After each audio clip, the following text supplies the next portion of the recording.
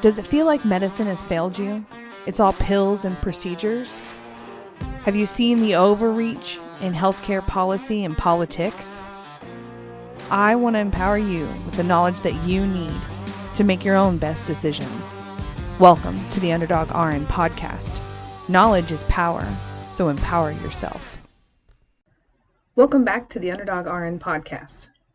I want to continue on to part 2 of discussing the American medical model.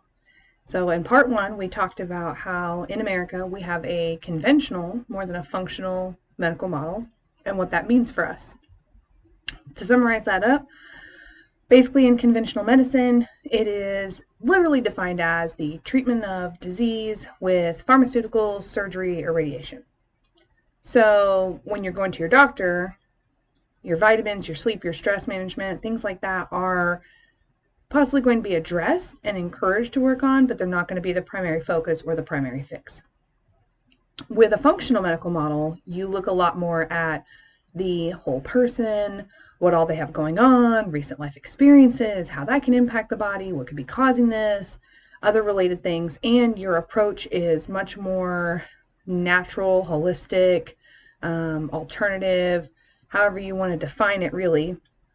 There's a lot of different terms that people use interchangeably, but I think that there is a middle ground for that. And when you say holistic or natural, people think crunchy or that, we use only essential oils or things like that that seem like unscientific. That's not functional medicine. So functional providers still use pharmaceuticals or surgery or things to treat certain things, but it's usually not the first line, or at least it's not their first line recommendation. What I do love and prefer about functional over conventional is that instead of your doctor coming in your room, you having a complaint or a concern or a question, and then, digging in a little bit, but ultimately just resulting in typically another medication or another specialty consult, functional providers will look at the whole picture, lay out multiple options for you, and then discuss those, give you a recommendation of what they think, and then let you make the choice and respect that.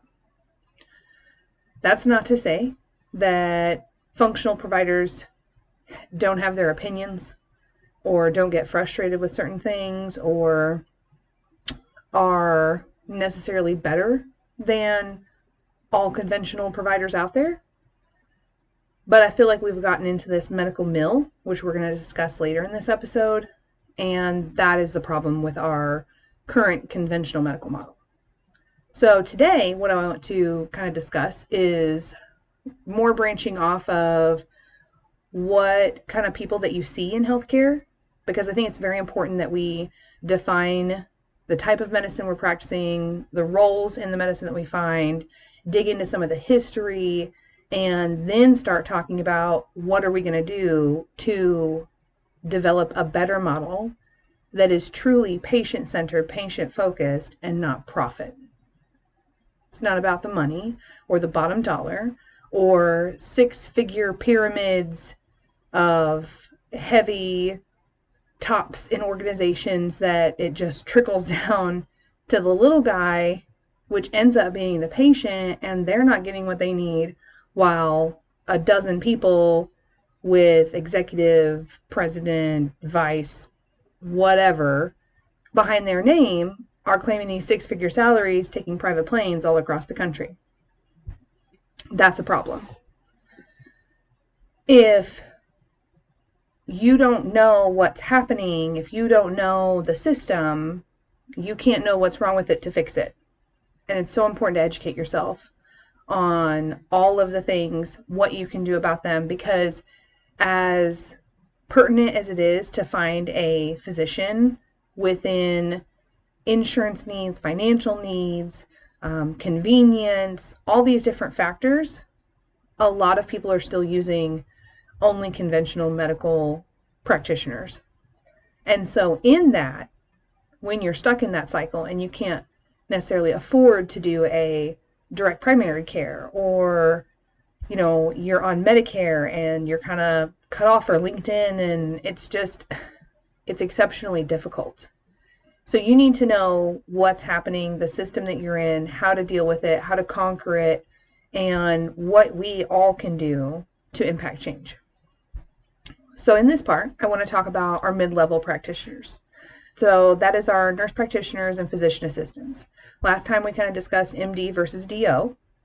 So now I want to kind of expand on who else you see as your provider, or some people even call them like their doctors or primary care physicians, and it's really an NP or a PA. So basically when you look at these two, they're both master's levels degrees. It's more the type of education that they receive. So a nurse practitioner is educated in the nursing model. They have a whole different level of experience typically that comes in that, because to get to the master's level in a nursing degree, you have to get associate or bachelor's prior to. So a lot of people will simultaneously work at the bedside while they're working on those degrees. So they're getting bedside care experience, or they need a certain amount of critical care experience to move on to these other levels. So with nursing, you can get LPN, RN, BSN, MSN, and then with your master's, you can use that to do multiple different things. There's actually different master's programs in nursing. So there's the CRNA, which is your certified registered nurse anesthetist. There's a research level degree that gets you more into the scientific studies and things like that. There's nurse midwives, and then there's the nurse practitioners. And even branching more off of that, there is family nurse practitioner and acute care nurse practitioner. So with a family nurse practitioner, which is the most common that you'll see, these are nurse practitioners that are educated all across the lifespan and deal in family medicine, and it's just more flexible than an acute care nurse practitioner. So the ACNP is meant for more urgent care, ER, hospitalization, places like that. And so the nurse practitioners that I've talked to about this on, what really sends you one way or the other, is that you can still use an FNP in an acute care setting, but it's more difficult to use an ACNP, so an acute care, in a family clinic.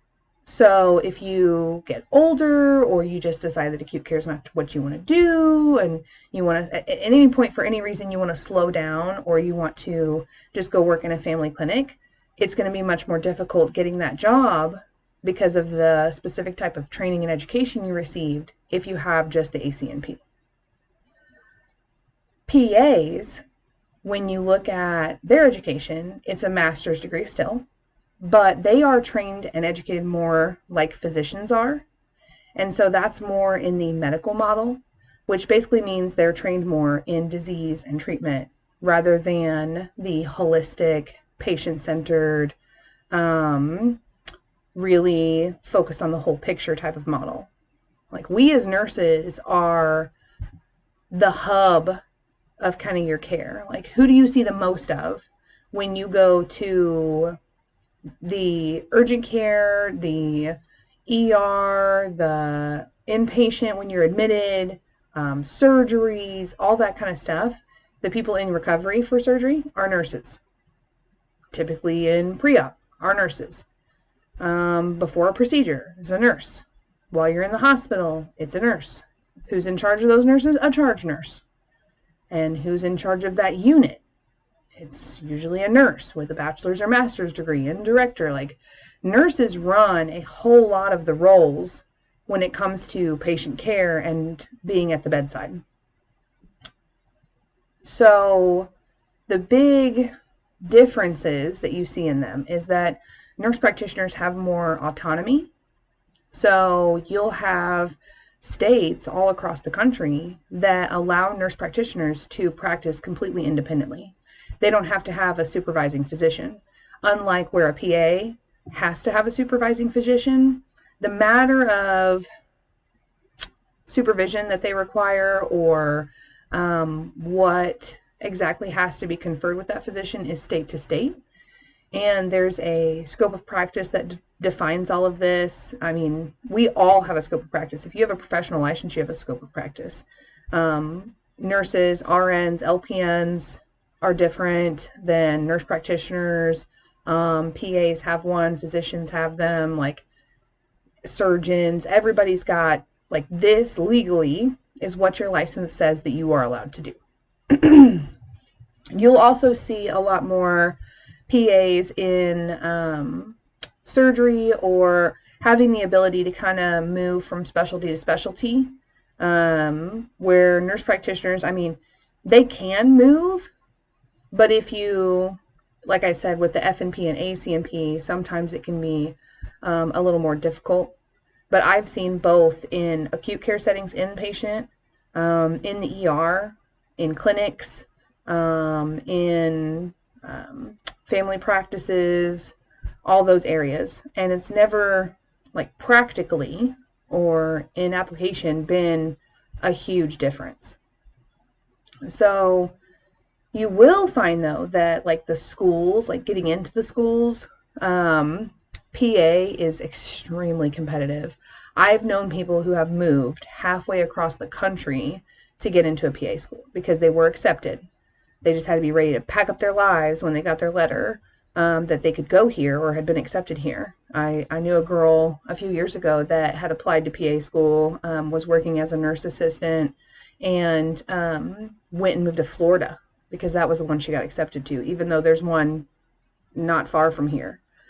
And so that's a huge thing, I think, for tracks that people decide.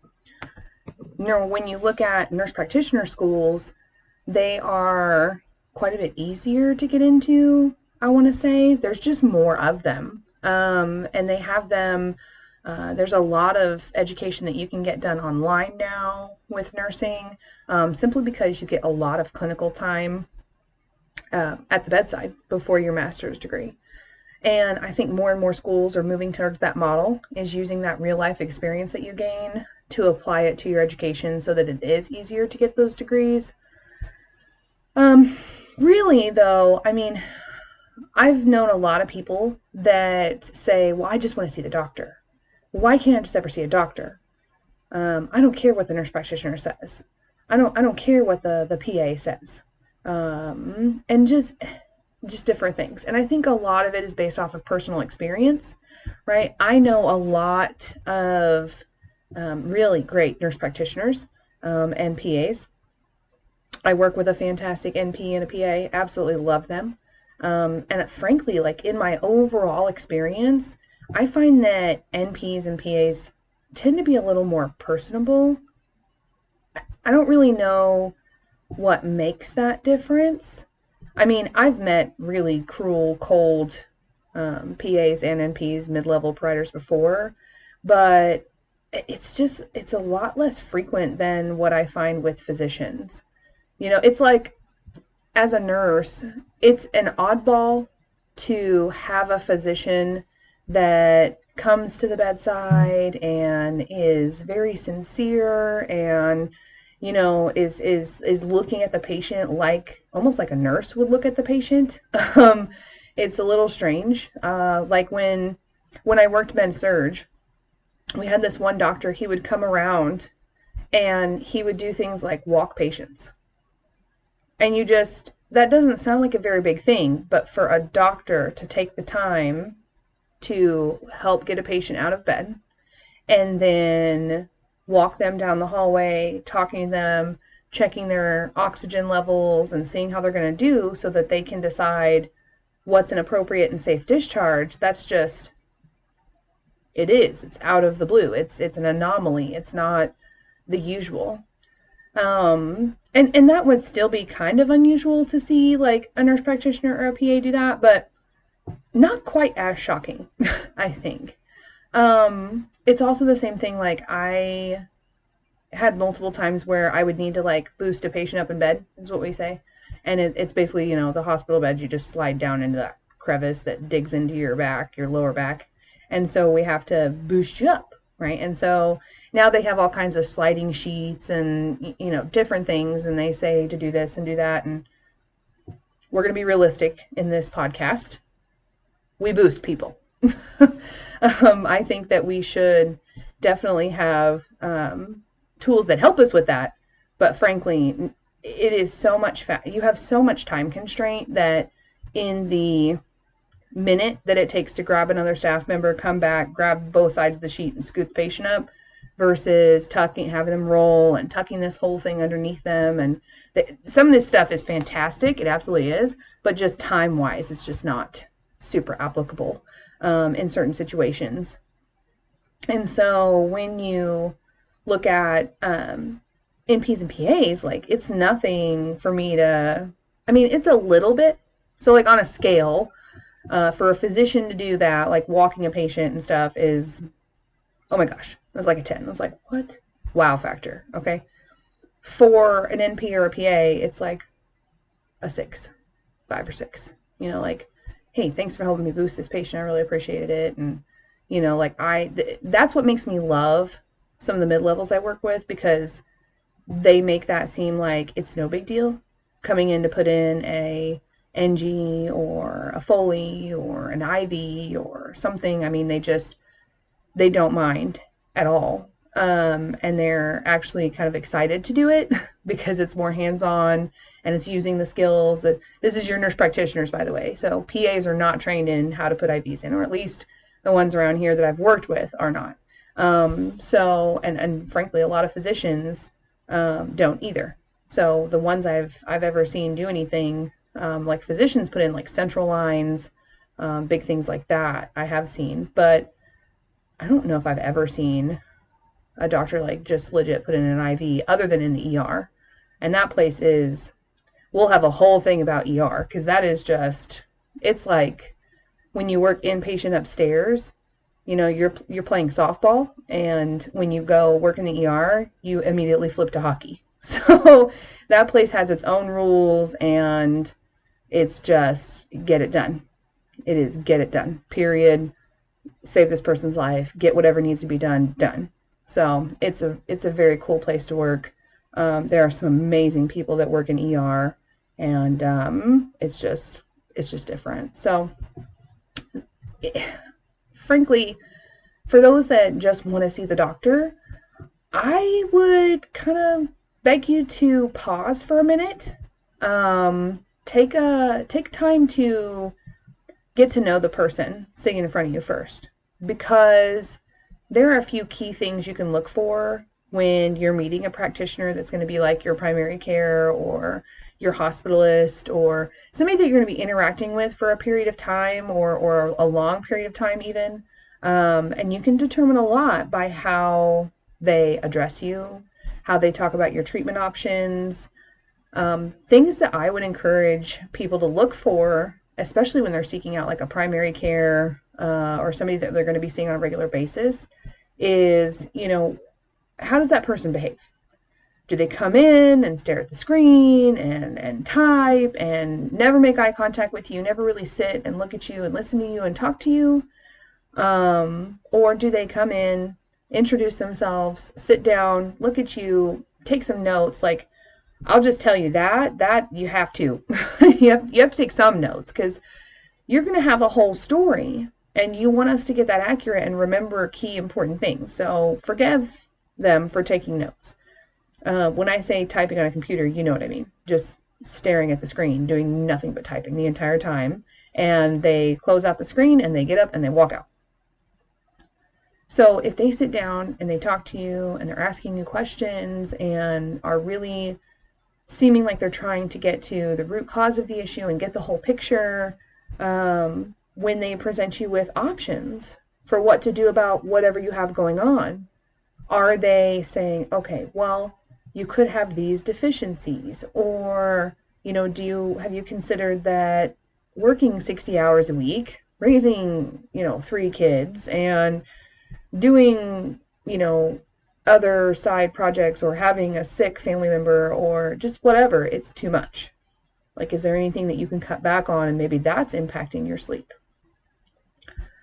And when they talk to you about options for kind of resolving or treating your issue, are they approaching you with multiple options, or are they saying, well, since you're having trouble sleeping, have you tried Benadryl, melatonin, this, that, whatever, and they're just pills. It's just pills and pills and more pills. Like that is not an effective treatment plan, because I don't think there's anybody that truly wants to just be on endless amounts of pills forever. That's not to say that pills are not absolutely useful and necessary in some situations, but I think if we took a look at our lifestyles, right? Like, what's your screen time like? Are you sitting there staring at your phone till you close your eyes and just pass out? We're all guilty of that, I believe, or a lot of us, the majority of us.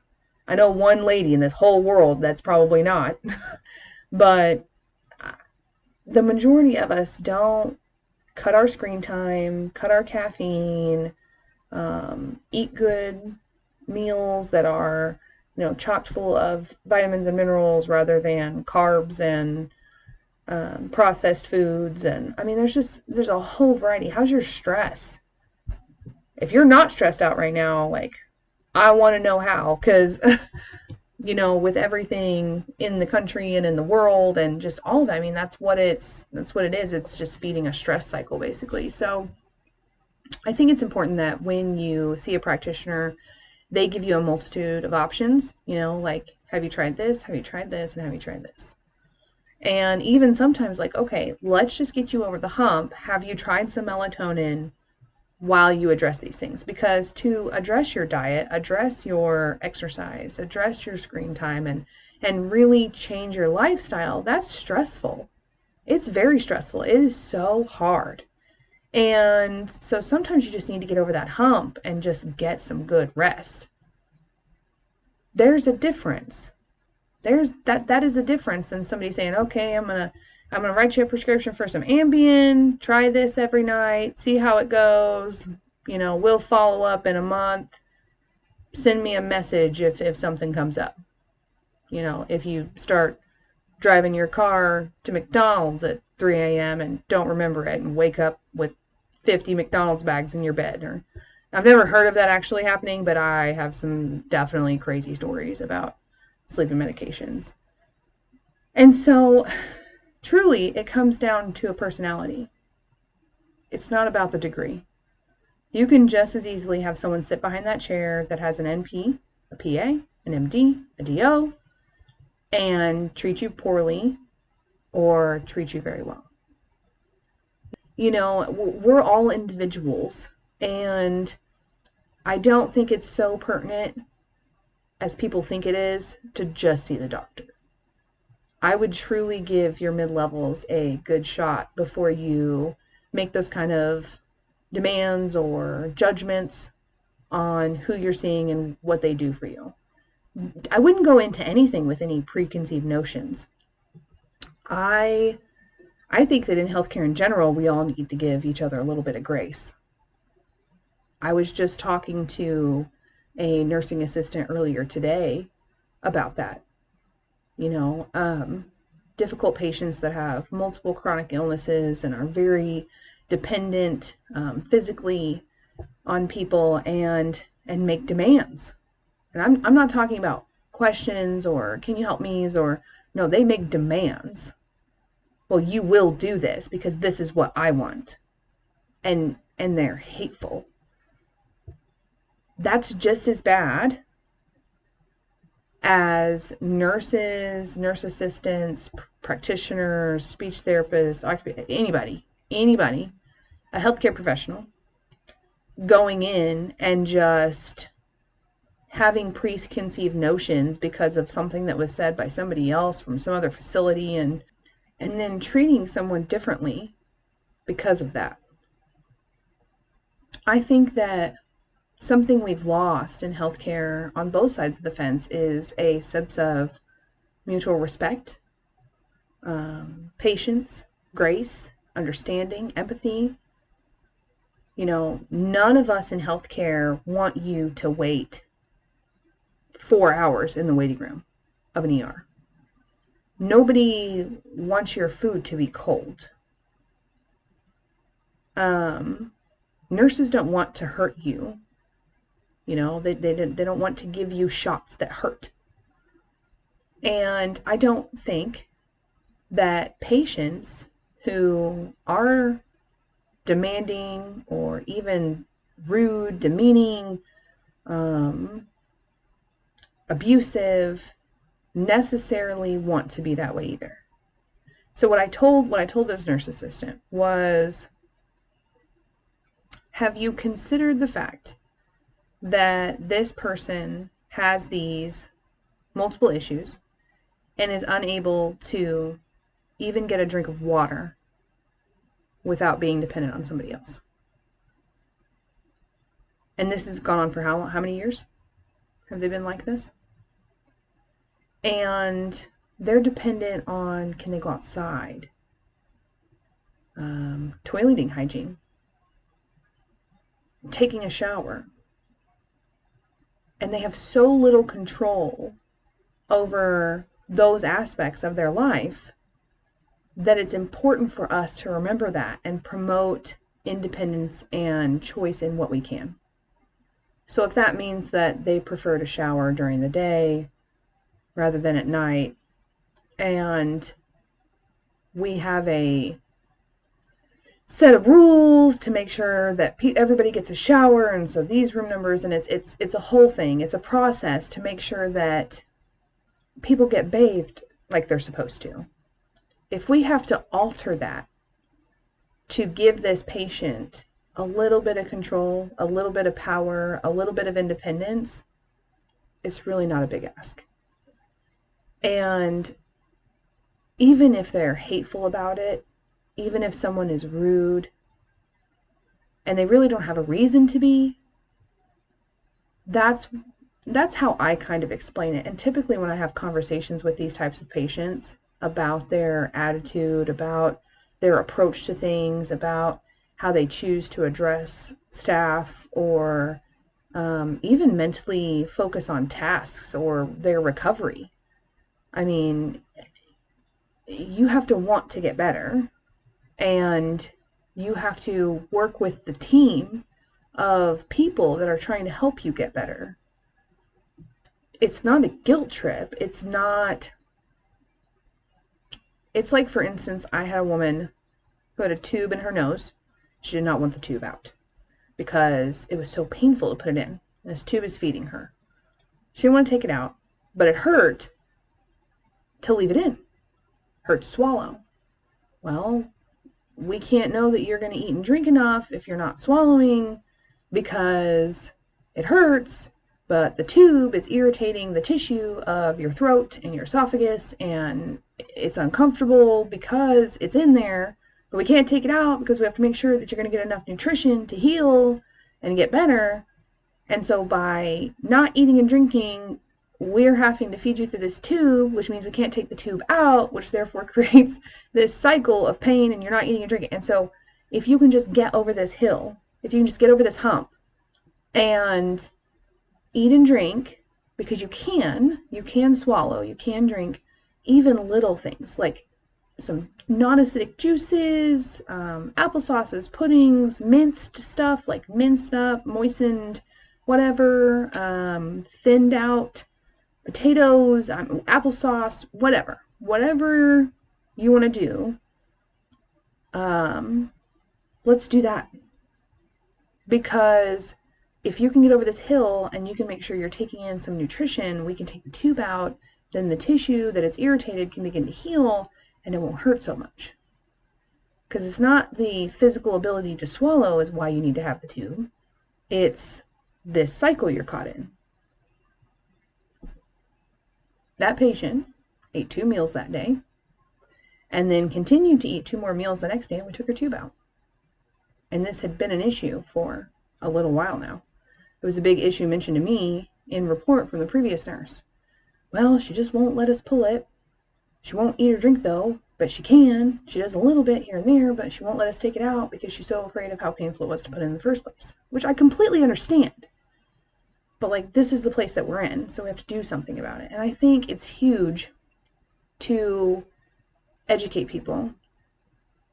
It's okay to have blunt, open, honest conversations with people with realistic expectations. And I think a lot of the time, everybody's just scared. The patients are scared. Healthcare workers are scared of getting in trouble. The doctors are worried about getting sued, and everybody's just...